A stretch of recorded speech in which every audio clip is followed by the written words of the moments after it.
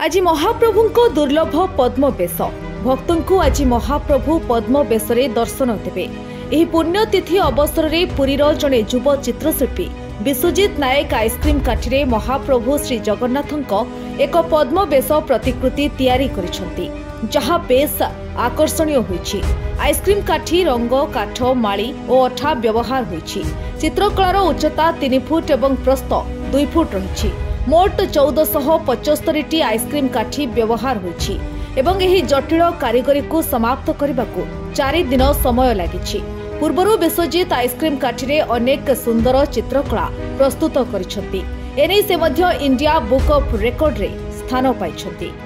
नमस्कार, जय जगन्नाथ। मो ना विश्वजित नायक चित होगा जाऊँ महाप्रभु जगन्नाथंकर पद्म भेष।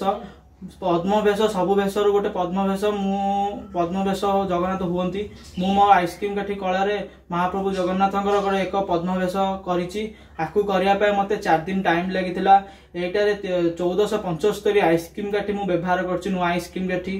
आर उच्चता 3 फुट, आर चौड़ा 2 फुट। एटारे मु अठा कलर आ काठमाड़ी साहाय्य महाप्रभु जगन्नाथ पद्म भेष कर। धन्यवाद।